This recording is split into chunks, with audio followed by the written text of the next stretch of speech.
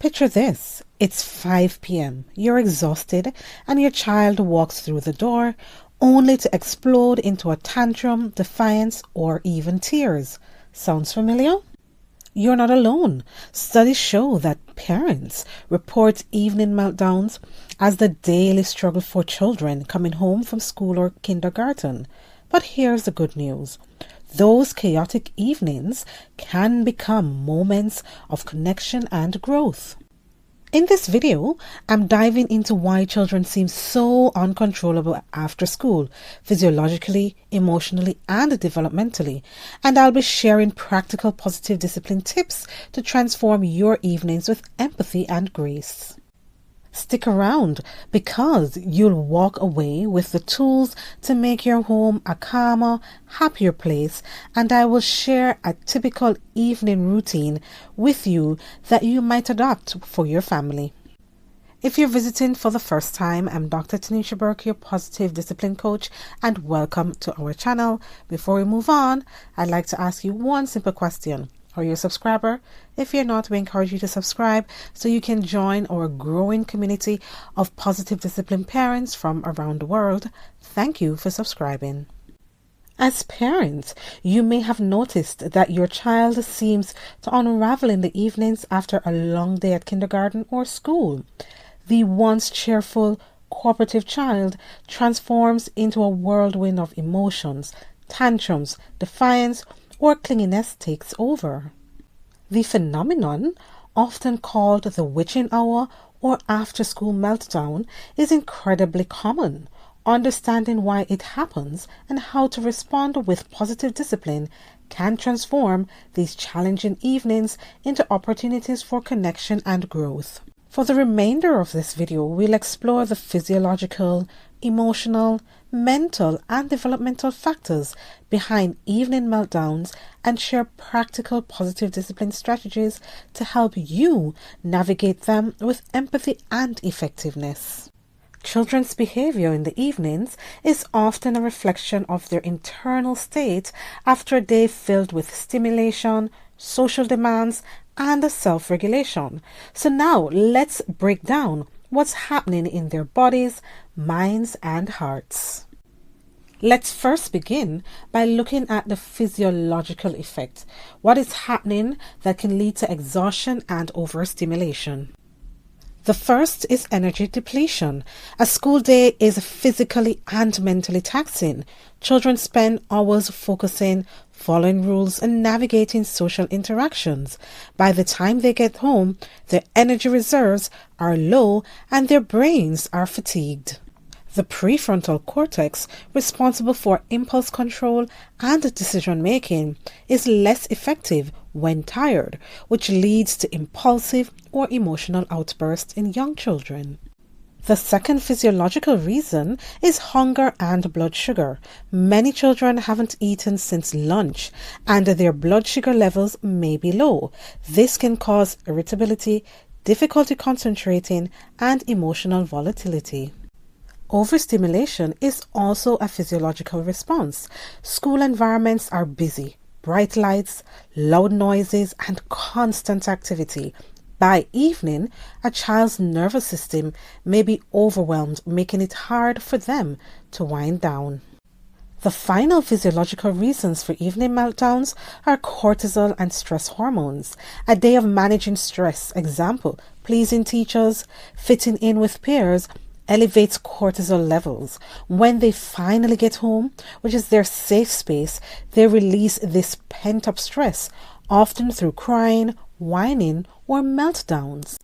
Now let's look at the emotional reasons that lead to evening meltdowns in our children and teens. The first is safe space syndrome. Home is where children feel secure enough to let their guard down. After holding it together all day, they release suppressed emotions like frustration, sadness, or anxiety. This emotional unloading often looks like a meltdown. The second emotional reason is separation and reconnection needs.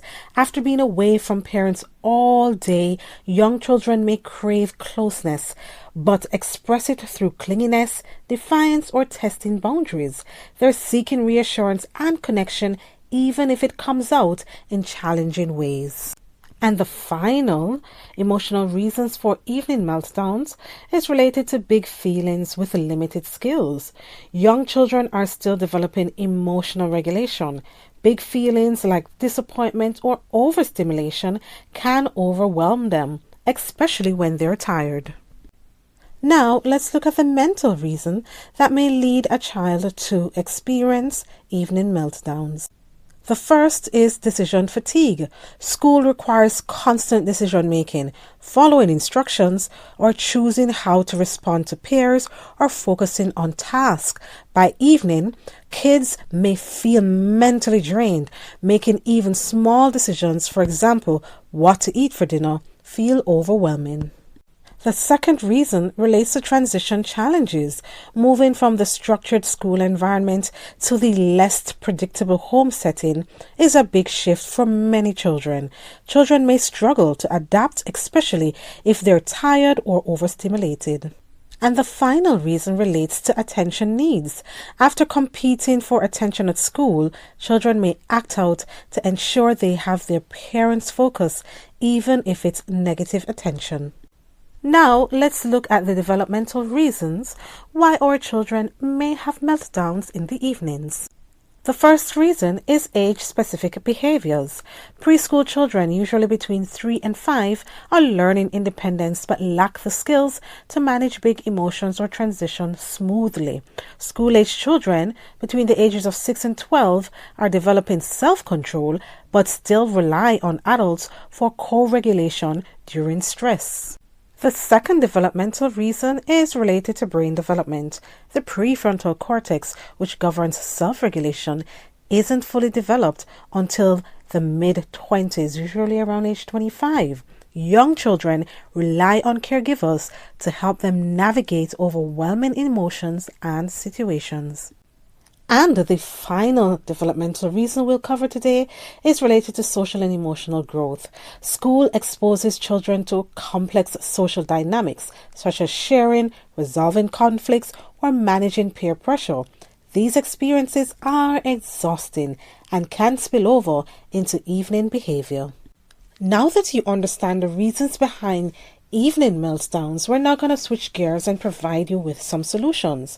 Positive discipline, which we will be using going forward, is a parenting philosophy rooted in mutual respect, empathy, and teaching rather than punishment. It focuses on understanding the reasons behind behavior, fostering connection, and guiding children towards self-regulation and problem solving. So, grab your pen and paper, because right now you're going to get practical positive discipline tips to help you manage evening meltdowns with kindness and effectiveness. Our first tip is to prepare for the transition. Easing the transition from school to home reduces overstimulation and helps your children feel secure. This can be achieved by creating predictable routines. Establish a consistent after-school routine. Example, snack, quiet time, and play. Predictability helps your children feel safe and reduces resistance. You can also offer a soft landing. Greet your child with warmth and presence. A hug, eye contact, or simple, "I'm so happy to see you. I missed you all day," reassures them they're safe and loved with you. Another thing that helps with transition is to limit questions. Avoid bombarding your children with questions like, "How was your day?" right away. Instead, let them decompress and share when they're ready. And you may also consider providing a transition activity, such as offer a low-key activity like coloring, drawing, listening to music, or a short walk to help them shift gears. Our second tip is to address physiological needs first. Hunger, thirst, and fatigue amplify meltdowns. Meeting physical needs restores balance. You can achieve this by offering a healthy snack. Have a protein-rich snack, example yogurt, nuts, or fruit, ready to stabilize blood sugar. Let them choose between two options to give a sense of control. You may also encourage rest. Create a calm environment for downtime. A cozy corner with pillows, books, or soft music can help overstimulated children relax. And don't forget to hydrate. Offer water or a calming drink like herbal tea to soothe their system. And the final thing to do to help them physiologically is to limit screens. Screens can overstimulate an already tired nervous system. Opt for screen-free activities in the early evening. Our third tip is to connect before correcting. Emotional connection helps children feel safe, reducing intensity of meltdowns. Correcting behavior without connection can escalate conflicts. One way to achieve this is to validate their feelings. Acknowledge their emotions without judgment. Say, for example, "It looks like you're really upset. It's okay to feel this way. I'm here for you." You may also use a physical touch. A gentle hand on their shoulder or a cuddle, if they're open to it, can calm their nervous system. It's important to spend one-on-one time. Dedicate 10 to 15 minutes to focus child-led play or conversation. This fills their connection bank and reduces attention-seeking behavior. Staying calm is also vital. Your calm presence helps co-regulate their emotions. Take slow, deep breaths or model self-soothing to show them how to manage big feelings. Our fourth tip is to teach emotional regulation. Guiding children to name and manage emotions builds lifelong skills, which reduces the frequency and intensity of meltdowns. This can be achieved by helping them identify what they're feeling. Say, for example, "Sounds like you're frustrated because you want to play longer. Is that right?" To help with emotional regulation, it's important to teach simple calming strategies like deep breathing, counting to 10, or squeezing a stress ball. Practice these when they're calm so they're familiar during meltdowns. And one of my favorites is to create a calm down spot. Set up a cozy spot with pillows, stuffed animals, or sensory toys where they can go to self-regulate. Emphasize it's a safe, positive space, not a punishment. And for self-regulation, you have to model it. Share how you handle big emotions. For example, you might say, "I'm feeling a bit overwhelmed, so I'm going to take a few deep breaths to feel better." Our fifth tip for dealing with evening meltdowns is to set clear, kind limits. Children thrive with boundaries, but harsh discipline can escalate meltdowns. Positive discipline set limits with empathy. You can achieve this by using positive language. Instead of saying, "Stop whining," you can say, "I can hear you better when you use a calm voice. Let's try that." To set limits, you can offer choices. Give limited age-appropriate choices to foster autonomy. For example, you could say, "Would you like to do your homework now or after a 10-minute break?" Setting limits requires consistency. Follow through on limits calmly. If screen time is over, kindly but firmly redirect them to another activity. And setting limits also involves finding solutions. Instead of dwelling on misbehavior, guide them toward solutions. Ask, for example, "What can we do to make this feel better next time?" Our sixth tip is to foster problem solving. Teaching children to solve problems empowers them to handle challenges independently, which reduces meltdowns over time. This can be done through reflection and discussion. After a meltdown, when everyone is calm, talk about what happened. Ask, for example, "What was tough about today? How can we make it easier tomorrow?" Finding a solution also involves brainstorming together. Encourage them to suggest solutions. For example, if you're feeling overwhelmed after school, what could we try to help you to feel calm? As you learn to problem solve, you can practice by role-playing scenarios like sharing or handling frustration to build confidence in managing their big emotions. As you teach your children to problem solve, it's important to celebrate effort. Praise their attempts to self-regulate or solve problems.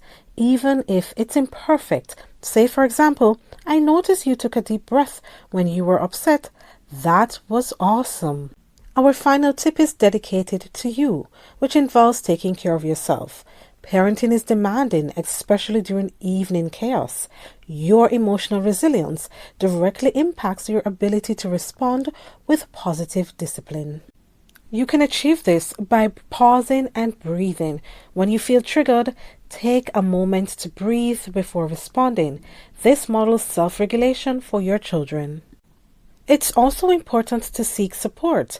Connect with other parents, read positive discipline books, or consult a parenting coach like myself, or join my newsletters for more tips, or even this channel, or consult a psychologist or therapist for support. It's important for you to prioritize self-care. Even 10 minutes of relaxation, for example, going for a walk or doing a short meditation, can recharge you for the evening. And finally, reframe challenges. View meltdowns as opportunities to teach and connect, not as failures. This mindset shift fosters patience.